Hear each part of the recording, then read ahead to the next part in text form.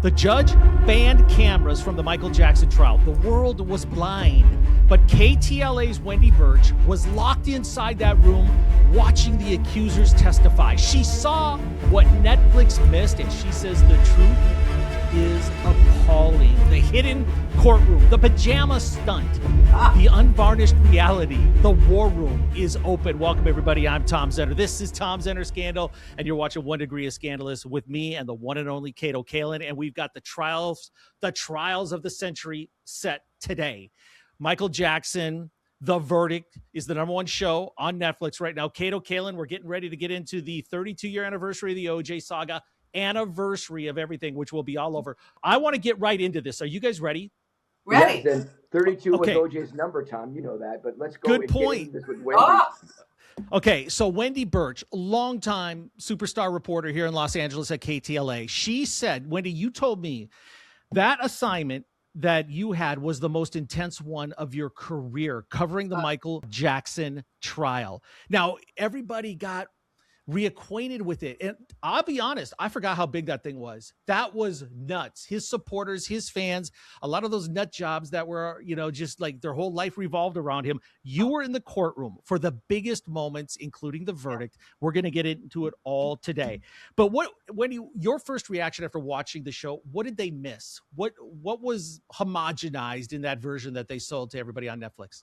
Well, I think they could have done multiple more episodes because I think there was just so much more. And I think they really didn't tap into the hysteria that was going on around Santa Maria. So there was the drama that was unfolding in the courtroom, but there was this circus sideshow experience that was happening every day outside. I mean, people who had moved from across the country to move to Santa Maria. And Santa Maria at that point had only been known for like agriculture and tri-tip. So all of a sudden you have the world showing up there. There was, like I said, there was the drama that was unfolding outside, fights for people that these fans that wanted to get into the courtroom every day, the chaos, the comedians, the looky-loos, the media cities that had popped up. That part, I don't think that they really covered. And that to me was quite the show.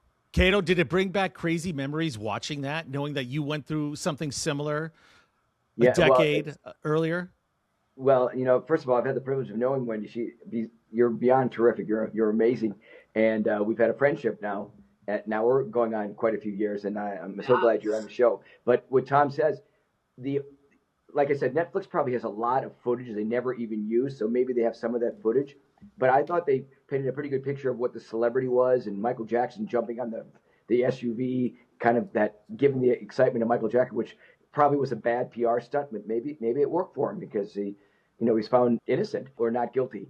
But during the OJ trial, Wendy, I can't even imagine with social media what it would have been like, because it was everywhere worldwide, and it was just this rows and rows. I had a special entrance of just getting in. I was just a witness in the trial. People can't fathom what it was really like. You couldn't move, and it was every country, and it was Michael Jackson went before, or actually after, but it still blows me away with people selling merchandise. It was basically like a Fanatics store for the OJ trial before Fanatics.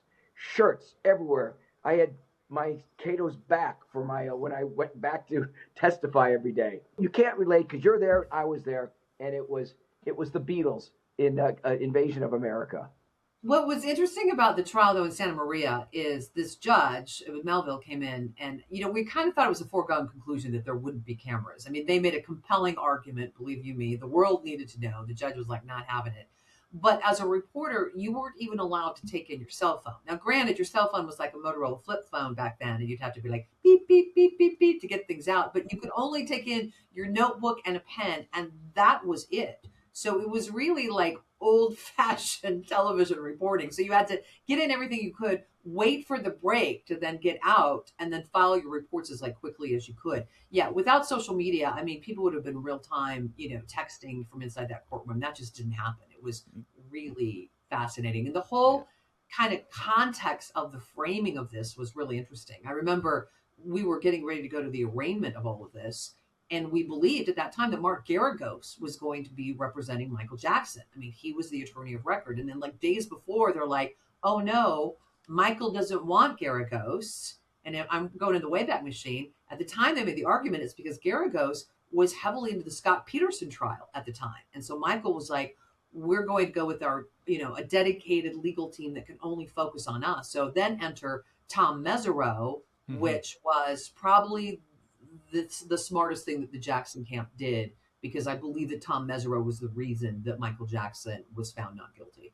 It was a mismatch in that courtroom. Mesereau's a beast. I mean, there was just never a moment you didn't think he was in charge. This is going to be such a great episode, everybody, because Kato and Wendy have such different perspectives. Wendy peeled back the curtain on the Michael Jackson trial. She was there. She's going to share so much of those dramatic things that you saw during the Netflix show. We're going to find out what she thought about it, what Kato thought about it, how much they left on the cutting room floor. And Kato, of course, as we're coming up to the anniversary of the OJ saga, experienced it himself as an actual witness. Okay, Wendy, let me say this. The media aspect of this brings you back to a lot of the things at the OJ trial. What are the inner workings at KTLA? Did you have to fight for this assignment? Did they say, Wendy, you're the best we have? You know how to get people to talk. You weave your magic. We want you out there every single day. Or did you just show up and this was your assignment? Because that leads into how cutthroat it was for the media to actually get a seat in the trial, in the courtroom. So tell us what that was like. So I'll put it back in context. It was 21 years ago. At that time, I was actually working for KABC. So I was at Eyewitness News. So I've worked at 3 stations in Los Angeles. KABC was my second station that I worked at. So I did not petition for it. I was really just a general assignment reporter. I was freelance at the time, to be honest, but I had already established a reputation that I was a very good live reporter, that I could quickly turn the information into a live shot. And that's what they needed. They needed reporters to be in the courtroom, run outside in front of the camera, and be able to quickly say what had just happened in the 2 hours before. So I think I was selected based on my speed to be able to turn a quick story. I had covered a few like celebrity trials, like day and day. Like I was there for a couple of days of Robert Blake. I had done a few little things. I had chased down Scott Peterson. I remember one time before he was arrested. So I'd kind of been in the mix with some of these big trials. But this was the first trial that I actually day in, day out sat in. And the trial went for a little bit more than 3 months. I was not in for all of those weeks, but I was in for the big days. I was there for the beginning, the end. I was there when Gavin, the accuser, was on the stand, when his mother was on the stand, and I was there for the dramatic days. The pajama day will forever live in infamy. I was there for the verdict. I mean, these are like indelible images that I honestly had sort of forgotten, not because I wanted to, but you go on to your next assignment, you go on to your life, you go on to what's next. And the trial was over. The next time I even thought about Michael Jackson was when he died, and I covered, of course, his death and then the funeral down at the downtown at Los Angeles. But it was really fascinating to be in that courtroom. And you want to talk about a mismatch?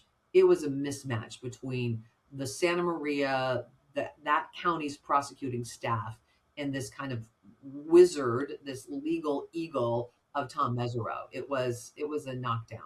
Mm-hmm. All the difference in the world is your lawyer. All the difference, and he knew how to destroy the prosecution and to get the jury to go, well, I didn't think of that. And when you watch it with the prosecution view on the Netflix thing, you go, how is he going to get out of this? And he gets out of it. Not only does he get out of it, he gets out of it like he's a piece of gold. It's amazing of what he had done. And by the way, Tom, I didn't get to notice about wearing pajamas. Tom, you got the top on, I don't. So to the point you were saying too, the prosecution didn't know how to rehabilitate their witnesses, and I often wonder too how much they were able to coach their witnesses. I mean, and I say that everyone knows in a trial, you sit down with the attorneys before, and you go over your testimony, and they do these mock trials with you, and sitting there, especially for the accuser's testimony and his mother's testimony, I'm like, did no one work with these people? Did no one coach them through this? First time in a trial in my life, in a courthouse, was the OJ trial. And the lawyer that I never have a lawyer. Someone said I need a lawyer. He gave me the advice, probably the best. He goes, meet with both sides. So I met with the defense. I met with the prosecution. I was a prosecuting witness. Wow. And I met at least 7 times out with the prosecution. But the point is, when you talk about you're there in the courtroom, and I think this is a point that's pretty valid, and I want to hear your opinion. I really believe that maybe some of the people were picked. I'm not going to give my opinion of guilt or not, but do you think that they were picked because they were easy prey, not wealthy? Michael Jackson knew no one could sue me. They don't have the money, as opposed to someone like a Macaulay Culkin, where they had a friendship and he was very believable. He goes, he's never touched me.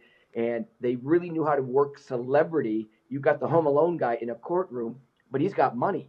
And nothing ever happened. It probably wasn't the kind of person Michael was even interested in. All right, I've got a special announcement to make. For years, you've watched me ask the questions. Now you get to ask me the questions. I have spent years investigating the O.J. Simpson case and sitting down with the people who were inside of it, every aspect of it. Lead Detective Tom Lang, Alan Park, Jill Shively, Keith Zlomsowicz, Skip Junis, and of course, my co-host, Kato Kaelin. These conversations have given me context, access, and case knowledge that you are not going to get from any recycled documentary.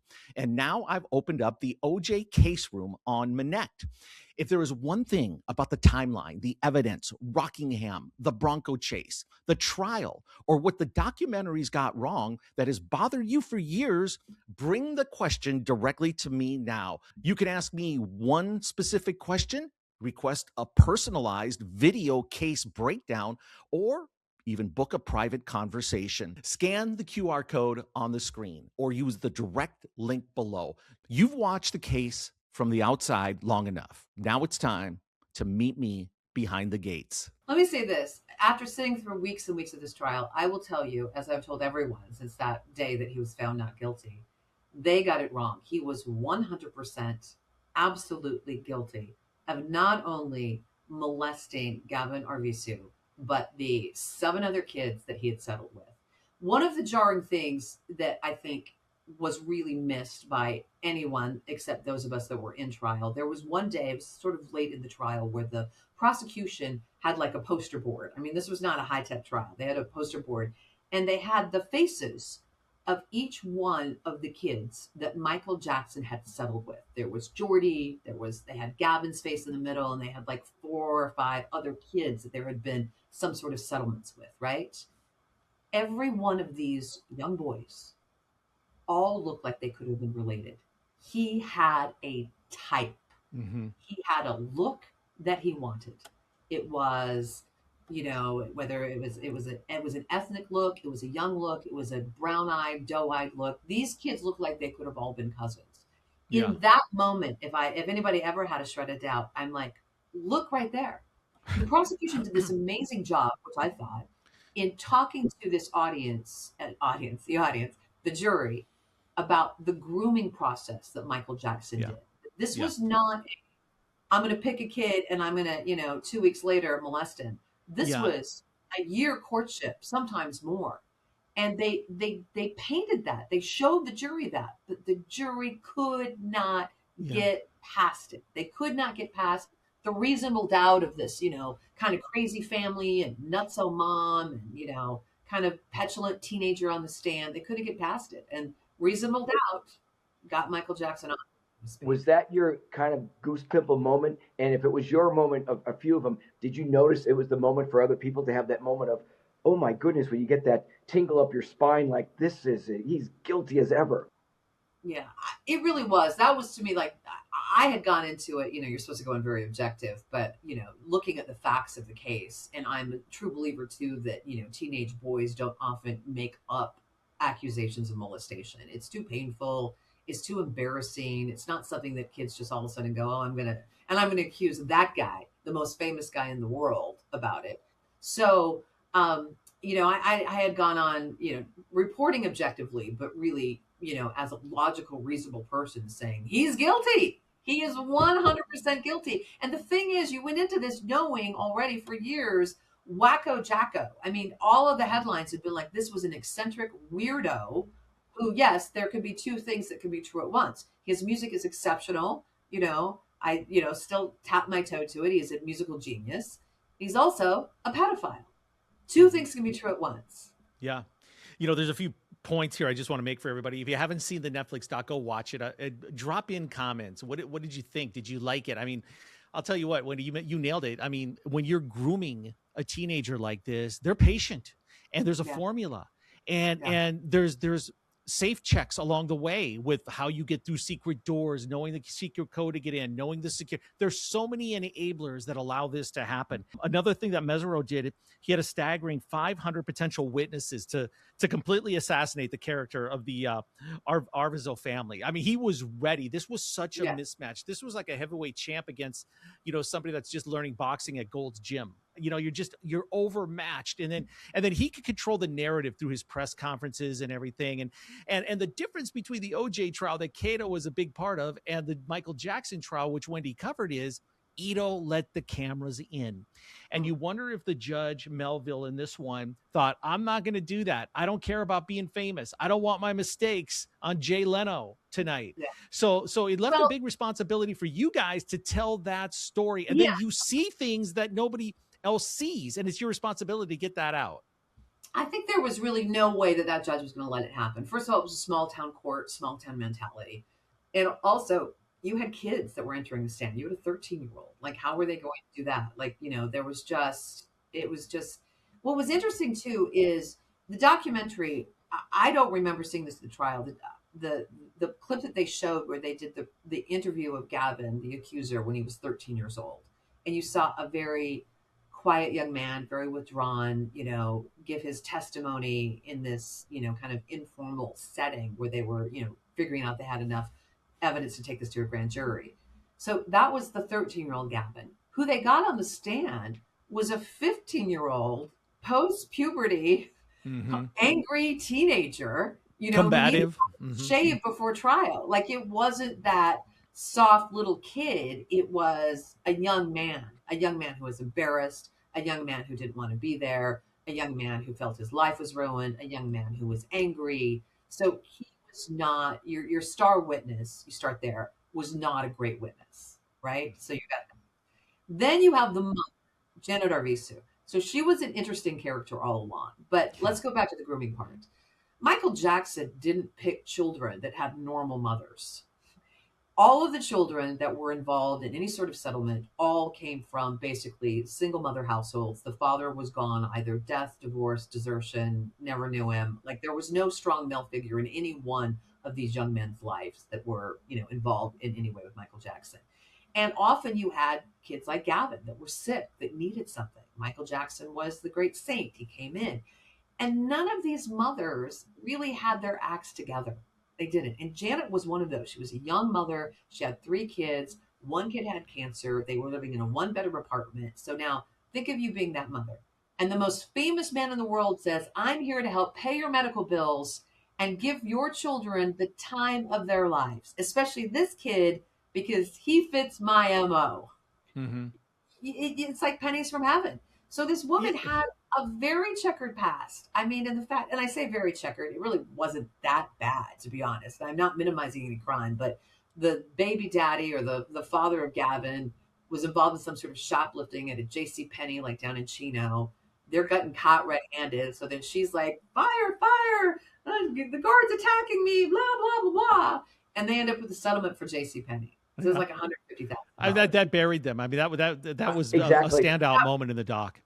But Tom, I agree 100% because it showed money. Money was what ruled her life. So I believe the jury probably just sucked that up. Yeah, they couldn't get past that. But what made me so angry was that the jury couldn't get past this prior offense and prior settlement from this poor woman that wasn't really educated, that was living on the margins of life, right? They couldn't get past that. But they got past all of the past settlements that Michael Jackson had done. Jordy, the one of the most famous kind of accusers that settled for multi-millions, his mother came on the stand. She testified. There's the picture of all 7 of those kids. There's the timeline of all of this. The jury couldn't get past the mother's transgressions, not the kids' transgressions, the mother's transgressions, but they were able to put all of Michael Jackson's past behind and go, that doesn't matter. I'm only focusing on this. That's the part that I felt the prosecution was never able to clean up effectively, and they should have just hammered it. Yeah. But I think Mesereau, to your point, Tom, 500 people on the witness list, dozens and dozens of people coming through. The case got complex. I mean, Yeah. did Macaulay Culkin need to be there? No. But, it was interesting. They talked more about that, I'm sure, in the jury deliberation room than anything else. Yeah. And, to that point, do I believe that Michael Jackson molested Macaulay Culkin? No.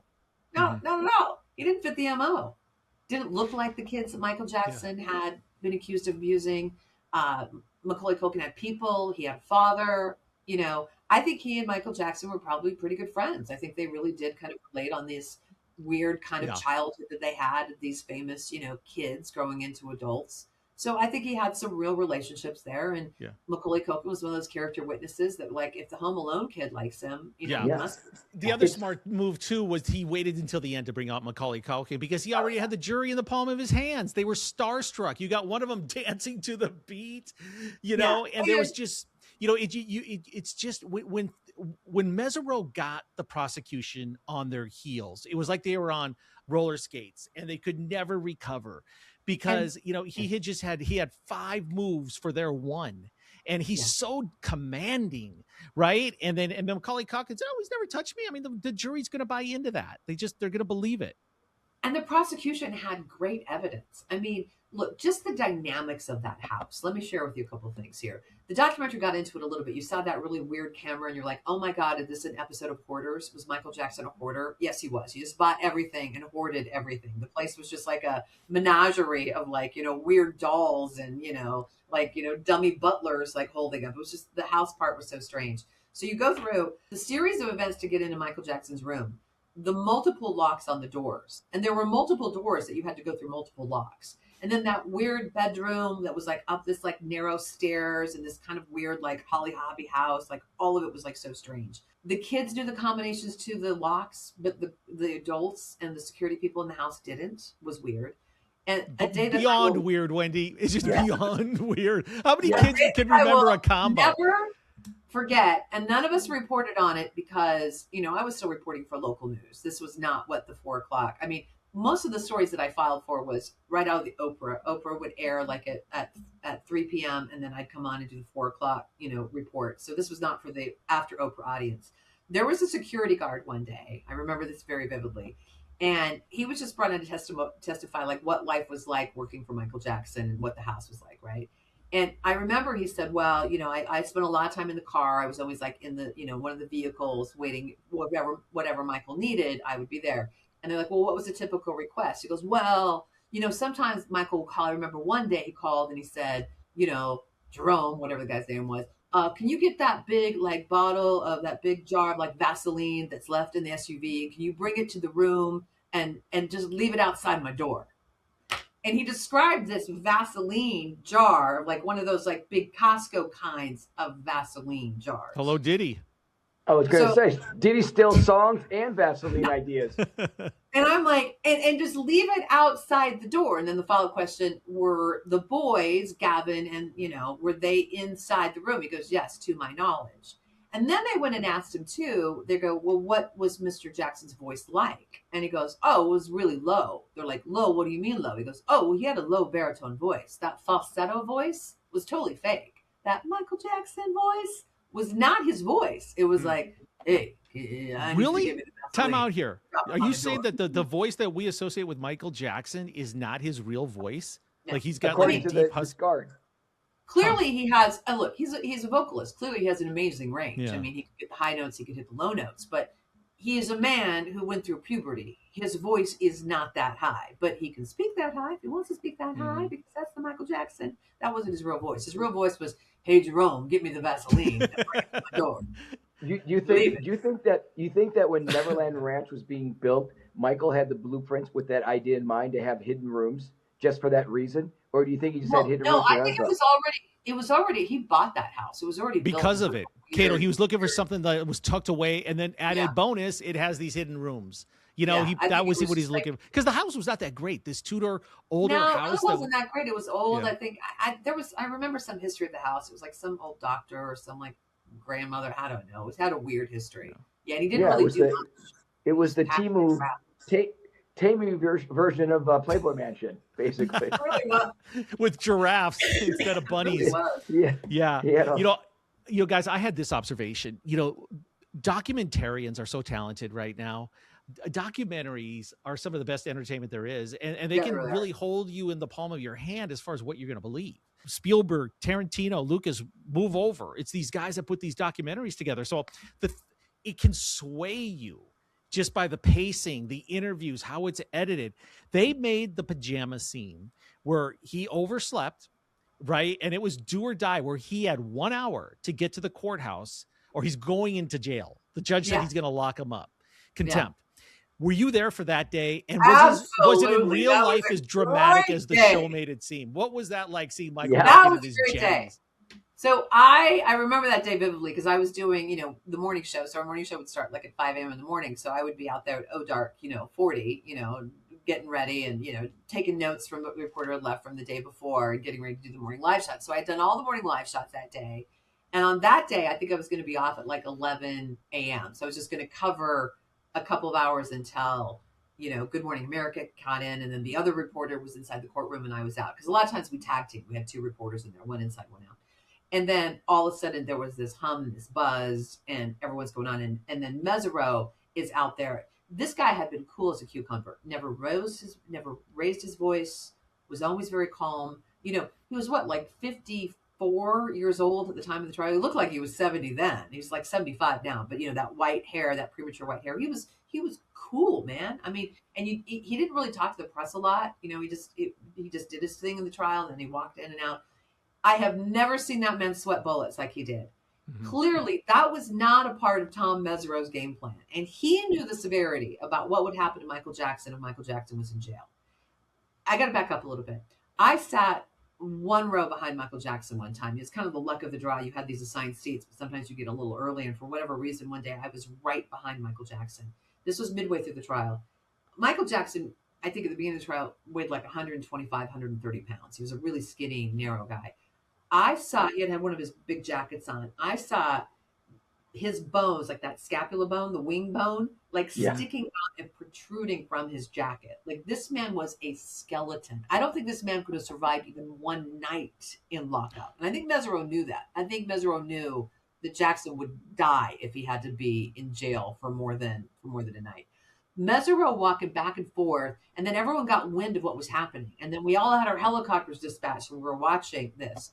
And then when he showed up, this disheveled Michael Jackson in slippers, barely shuffling in, it was drama. It was reality TV at its finest. I mean, it was, because every day up until that day, Michael Jackson had come in as if it was ready to perform a concert. I mean, there were sequins, there were brooches, there was jewelry, there was the hair blown out.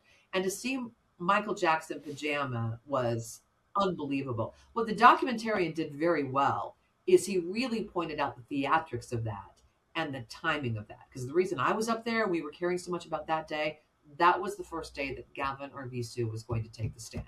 Michael Jackson didn't pull that shit when Macaulay Culkin was taking the stand. He pulled it on the very day the accuser was going to take the stand. So that became the story. Michael Jackson arriving in pajamas. We had to spend half of our time that day talking about that dramatic entrance, and then this much time talking about the testimony of Gavin Arvizu, the young man who had the courage to take the stand and actually accuse the most famous man in the world of molesting him over and over again. Martin Bashir, when he had done the documentary, and there's certain images on the doc you kind of remember in your head. Pajamas, one of them, him dancing during the trial on the SUV. But the child during the interview holding his hand, head on the shoulder, it was almost like he was coached by Michael and his mom just to show this loving. But I think it was a total backfire, because I remember seeing that special, when it aired. I think it was on 2020, and it just was like, there's something wrong with Michael Jackson. That was really the catalyst. I mean, all of these accusations, all of these settlements, but it was that documentary that was really the catalyst for the prosecutors up in Santa Barbara to open up the investigation, which then led to them convincing Gavin to, testify and file charges. Look, child molestation cases are very hard to actually prove beyond a reasonable doubt. I mean, that's just kind of the uphill battle that those prosecutors have, because who are the witnesses? The accuser and the, molester. So who do you believe? Yeah. and it was always going to be a problematic thing. But, going back to Mesereau, one interesting thing about the documentary that I wanted to point out was, so the only person we heard from on the defense side was Brian Oxman. Okay, do you realize that Brian Oxman was just a tool, man? Yeah. He actually got recused from the Disbarred. entire case. He got Mesereau disbarred. hated him. Yeah. They got in a huge fight in the parking lot one time. They were like pointing at each other. I mean, Oxman was the family attorney. He'd handled all of Yeah. the, Jackson divorces and probably all of the settlements. He was the money guy. He was the guy that was on retainer that, handled things Exactly. for the Jackson family. He had no business being in that courtroom. Mesereau knew it. And if you listen to that documentary with having no context of it, you're like, oh, that Oxman guy, look, he had covered all of this. He was like part of the strategy. Oxman was sitting in the back of the courtroom. Oxman had to get day passes to get into that courtroom. Yeah, Mesereau eventually got rid Mesereau of hated him. He hated him. He got rid of him, and I think he was disbarred. I think he was. I could double check that, but I'm almost certain Maybe, he was. I don't know. And I thought he was the gave him a lot of lightweight. airtime. They gave him too much. I thought he was a lightweight. I thought the court reporter Terrence was just amazing, or the lawyer who also works as the court commentator. Such a great job. I think he was working at CBS. Yeah. Here's a bit of the context of this, though. Because you didn't have cameras in the courtroom, and because we could only tell this story through a few talented artists that were sketch artists that would bring their sketches out, we would, zoom in and zoom out to kind of tell this story for the television medium. That's all we had. We had to rely on these attorneys that would come and give us the commentary of what happened. I mean, those were our sound bites, essentially. So you had Brian Oxman, you had, other experts. You had Linda Deutsch, you had Diane Diamond, you had all of these people that would come up. And Brian, back to him, he was the guy that would just like march around. What do you need me to say? I can talk for the Jackson family. And as a reporter, you were hungry to kind of fill your piece, meaning that you had to fill this with, it couldn't just be all your narration. You had to have somebody give some sort of insight or analysis to what took place. So that was a challenging part as a reporter to cover this case. Yeah, plus you had to have something new for 4, 5, 6. You can't air the same thing. And you're looking to your left. There's 10 other live shots going on. You're hoping nobody's scooping you on anything, right? Yeah. So, and plus this thing went on and on, multiple months. And then long days. That's the one thing that you two have in common, the long, boring time in between that doesn't make it on the documentary. It's not that glamorous inside a courtroom sometimes. The fireworks are great, but Kato, you were waiting in a small room waiting to testify. I mean, nothing glamorous about that. No, nothing glamorous about going into a parking lot where you just kind of go through the sewage system basically to go up a back way to go up these elevators and then to sit in it was a courtroom and it was it was basically a prison cell, 5 by 5. You just waited, not air conditioned, and that was it. You just kind of waiting to go on. You have no TV, you have nothing. You're just sitting there by yourself. No one's in the room with you. And another parallel that I don't think anybody knows is Lee Salters was Michael Jackson's publicist, but mine also. And that was a parallel with that. Not only that, but Michael Jackson, the Jackson family was a huge part of the day after the murders. Everybody was going to OJ's house. OJ's bringing food, and the Jackson family was there. I don't believe Michael was there. Most of the other ones were there. They're friends of OJ's. So that's another parallel. Another thing I was telling Tom earlier, which is amazing, 2 people, possibly both guilty people, took their secret to the grave. That's just we'll never know. Good point. Yeah, for sure. No, right. You bring up an interesting thing about the Jackson family. So that was the other part of the sideshow. What you had very carefully executed by the family was different members of this famous family arriving on different days. So maybe things weren't going so great that day, but you know what? In walked Janet Jackson, who, by the way, really one of the most beautiful women in the world, and all the family would be dressed to the nines. So Janet would walk in one day, and then LaToya, she was probably there more than anybody, but they would come in. This is Santa Maria. This is an agricultural community, and you would have the designer clothes and the bespoke and the bedazzled and that was a show in and of itself. And what's different too, the parallels are the same. The waiting around, of course, is congruent in any long trial because this one went on 3.5 months about. In LA, that's a big courtroom. That's a big space, right? Mm-hmm. This was basically, we took over that entire courthouse. There was really no other business that was happening in that courthouse, and there were chain fence around everything. It looked like a suburban mall or something, Yeah. like a office. Like they kept showing it was like on the upper level, It's 2C like or a something. medical plaza. There Like, they're wasn't like, anything magical Yes. about it. We talk about the Jacksons for a second. Love Janet Jackson, but let's be real. That family's weird as hell. They are Mhm. weird. Michael Jackson is very strange. He's weird. The dad Yeah. is a strange cat. Now, Oh, Joe was but the talent of Michael is just like, has there anyone been like him? And he's been a star since he was 5 years old. But his fans are as crazy as he is. And you had to see that every day, where they When were I there every single day, releasing oh my doves gosh. at the verdict and People that crying. Yeah. and they quit their jobs, they moved to Santa Maria. And here's what I could never really wrap my head around. So for a person of my age covering that trial, I had grown up on Thriller. I remember when the video came out, I had to go to my neighbor's house because it was playing on MTV and I didn't have MTV and I wanted to watch it over and over again, and I mean, I had really, that was, his music was a part of my soundtrack, right? I was aware of him when he was a kid and all of this. What amazed me was these 18 and 19-year-olds. I'm like, shouldn't you guys be listening to the Backstreet Boys? Like, how do you become that crazy of a fan during what really was the Wacko Jacko era? I mean, now he's really had a resurgence. I mean, my 11-year-old, listens to Michael Jackson. The music is amazing. And I've really had to reconcile my feelings with Michael Jackson. And, I know LaToya a little bit, and, I don't know. So here's my issue. I walked away from that trial knowing 100% that man got away with molesting kids. I wasn't a mother at the time. If I had had my son, who's now 11, during that trial, I don't know if I physically would have been able to cover that trial.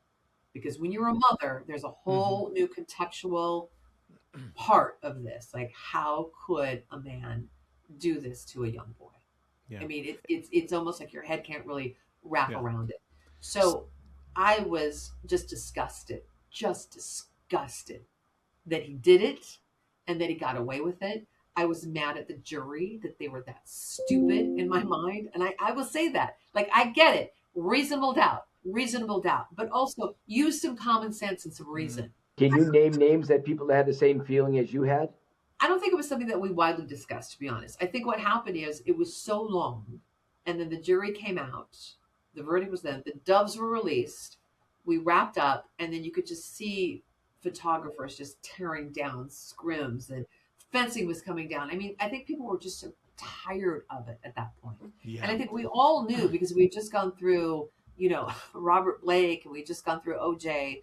I mean, I think Scott Peterson had been tried and convicted at the time, but I think there have been so many celebrity trials too. I think that by and large, this court group just wanted to go back to their lives. Like, I didn't want to drive to Santa Maria anymore. I didn't want to stay at the Holiday Inn for weeks at a time. Like, I think we were all just like really, really done with it. And then, for years after that, I didn't listen to Michael Jackson's music. I was just like, F you, Michael Jackson. I think that there is two things that can be true. I think that Michael Jackson can 100% be a pedophile, and he can 100% be a musical genius. Well, it's nice to see you this emphatic, because most reporters aren't that way. You're not a reporter anymore, but you were there every day. You're a mom now.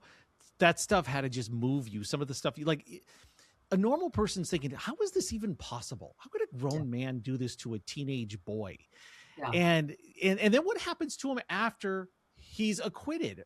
Is he doing it again? And what about the people in his inner circle? So many people know so much, and they have to live with that as well. And, say what you want about the Netflix doc. I thought it was entertaining.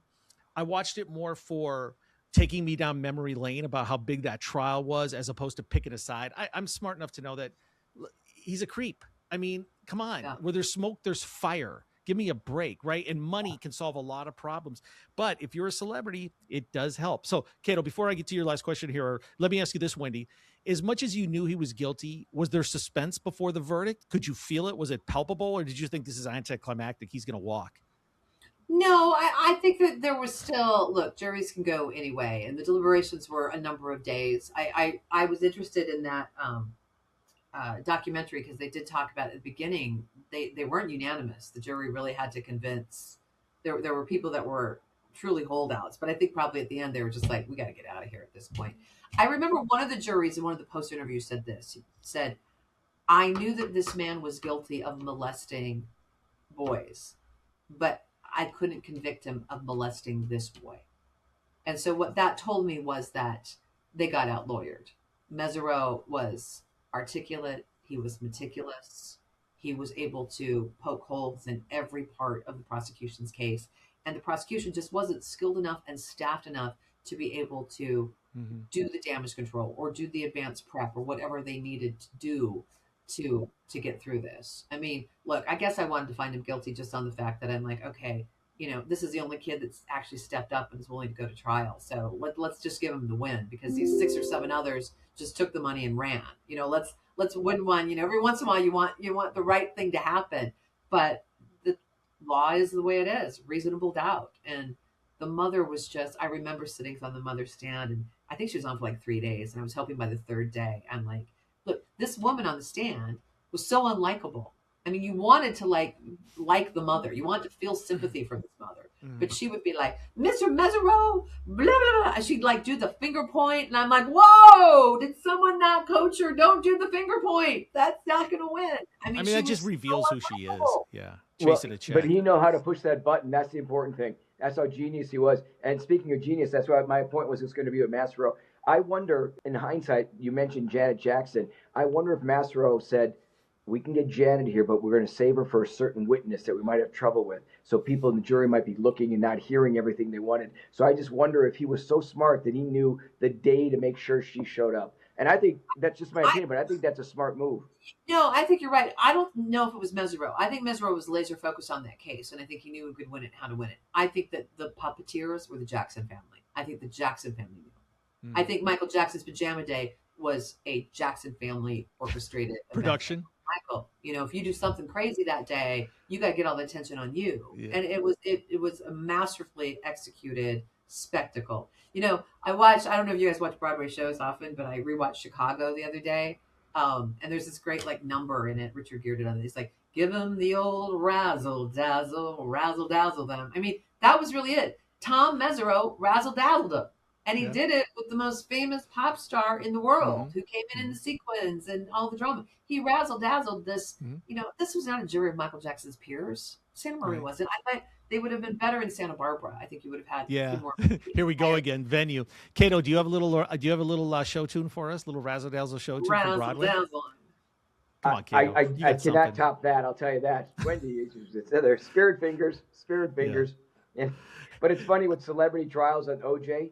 And with Michael Jackson, with juries, it's really funny how it works for you if you're the person on the trial and you're the being accused. The celebrity really works. I saw it live. You saw it live, and it really makes a difference.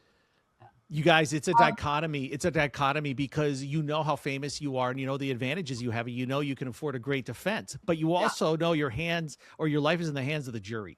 And that part can never escape you for every second. Even if you think logically, I'm probably going to win. I have a better attorney. I have a better game plan. They suck. But still, your life is in the hands of 12 people. And that's why I really don't begrudge the jury.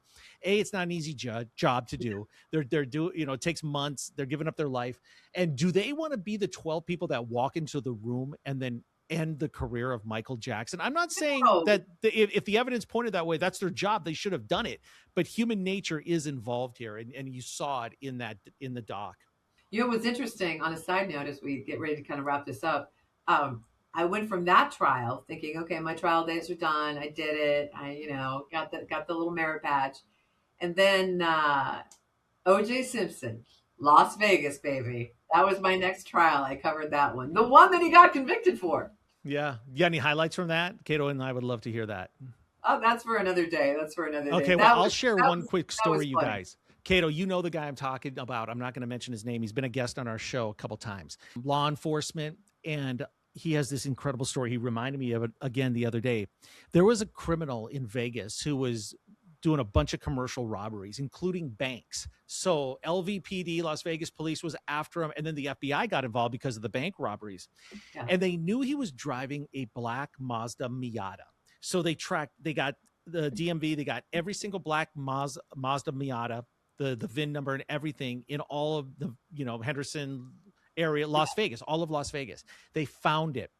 right? They were able to issue a search warrant, and they went into this guy's house, and they got a lot of stuff, and he's locked up, including these pinball machines in his apartment where he had all kinds of memorabilia. Turns out this guy tried to cut a deal to get both charges removed because he was going to be the star witness in the Michael Jackson trial, because he was a limo driver that would drive the kids and the families to Neverland. He And was he the had guy. the Vaseline. He probably had the Vaseline in the glove part. You know what? And you know, I remember him telling me that that this guy said that the kids didn't want to get out of the car, and at times the parents were saying, "You got to get out, go in there, have fun." I mean, they were pushing them. So this thing is creepy and weird all the way around with Michael Jackson. When you talk about molestation, the show was entertaining. You know, the movie. Have you guys going to see the movie that's out? Any interest? No. Me neither. This goes to my conflicted part about this. I'm like, I just, you know, I did though. I let go my confliction one time a couple years back. I was invited by my friend Adrian Malouf, because the Malouf families know the Jacksons pretty well. So this was after Michael had died. Prince, no, what's the oldest kid? Prince? Blanket? I don't know. Blanket. The oldest Jackson kid. They threw a Halloween party at the Jackson estate. And I'm like, the one in Encino. And I'm like, oh, I gotta go to this. I mean, there have been days that I just had been a reporter sitting outside of those gates, you know, at the house. And it was the greatest Halloween party I've ever been to. I'm not going to kid you. They opened up the entire house and made it like a thriller haunted house. Wait a second. Let me stop you. You and I went to the Casamigos Halloween party together. Oh, we 6 did? years That's ago. right, we did. No, this one was better than that, but that was a really good party. Wonder Woman. You were Wonder Woman. I love that. I'd always say, also bringing up another point Tom brought up, always be suspect of someone that orders Vaseline on DoorDash. It's not going to be good. And it's just really, really suspicious. Hey, Wendy, Kato and I have Diane Diamond coming on the show because, you know, she covered the OJ trial. She covered the Michael Jackson trial. So this is going to be great. We're taping it. It's going to drop in a few days. But what was she played a big role in that documentary on Netflix. She's kind of an OG when it comes to crime reporting. Well, big time. She's got all the notes in her notebooks. But what was your experience with her? She was amazing. And I have to thank her so much, because there was a couple of days that I really felt like I was in over my head, because, you know, if you're really not familiar with the day in working of a court and some of the minutiae, you could get lost in it. You know, sometimes you would get lost in these nuances of testimony. You kind of miss the main point. And, you know, as a television reporter, you got to boil it down to the main points of things that had happened. So Diane Diamond and Linda Deutsch, who Kato knows really well from the OJ trial, these are kind of like the grand dames of the courtroom. And if I remember a couple times I was in a bind, I'm like, Diane, I really don't understand what happened in there. And you know, you'd understand what took place, but how does that relate to the bigger picture? Like sometimes it was hard to see the math. She was just amazing. And when I say she had written the book on Michael Jackson, she, I believe, actually had written a book already on Michael Jackson, because she had covered previous accusations of molestation, you know, the Jordy case, the things. So she kind of really had this contextual understanding prior to this. And I think she and Linda were the two reporters that would literally sit in there from whatever time, 9:30 a.m. to 4 o'clock every day, taking copious notes. They were inside that courtroom the entire time. And that's a real marathon. Last thing, because I know Wendy's got to go. But Wendy, we're going to have Diane on this week. What is the one thing that I can tell her from you that you guys can kind of relate to? It can be something really serious, something fun, but something that I can share with Diane, that memory of you covering the trial together.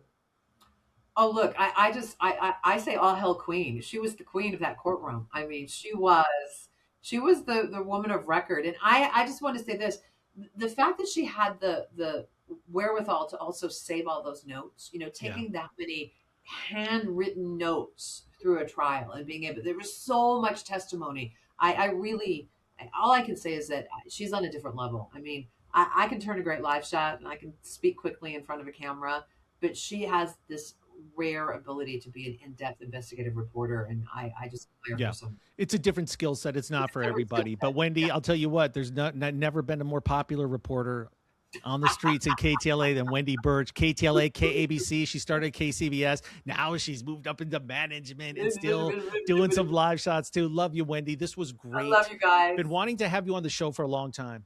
So anytime. I really love this. Yeah, you're great on shows, baby. Yeah, Wendy, Oklahoma. Hey, I I'm do gonna know get show tunes. You have to look it up. It's a really. Yeah. I'm sorry, I went the show too way, but it really does talk about what these court cases are, especially celebrity cases. Yeah. I don't believe it really is about the facts. I believe Yeah. it's who can razzle dazzle.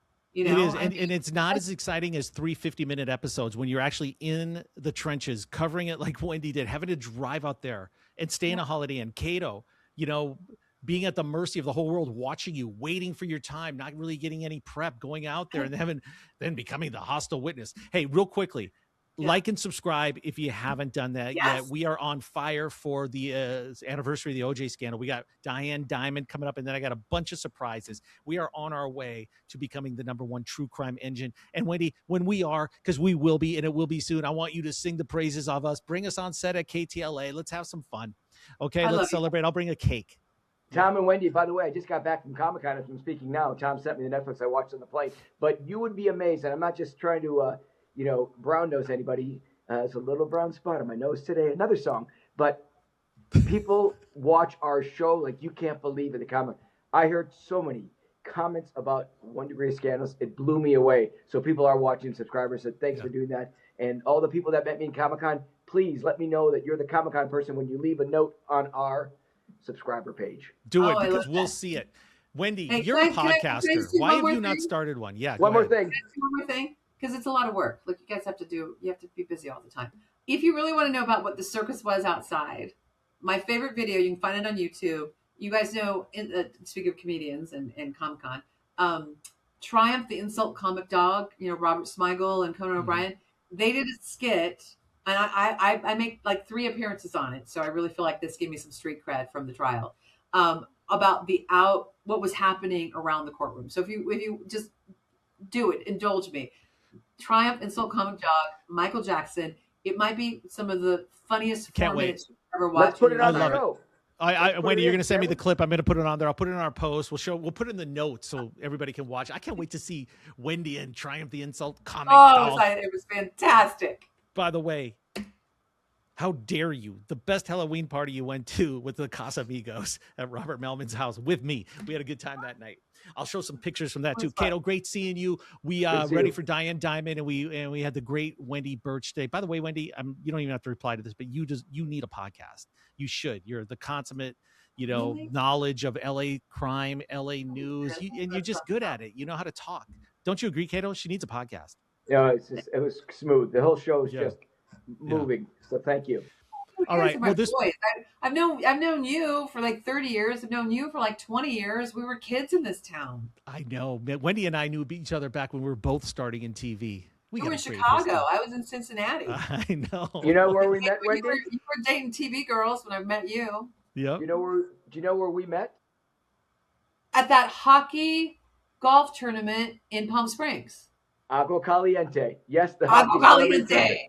Yes. That's right. Hey, and both of you are the type that could become friends right away. How could you not? So I'm glad we got to do this. The guy I was dating at the time, he ended up being Kato's house guest. And let me tell you, he stayed overnight one time at Kato's house.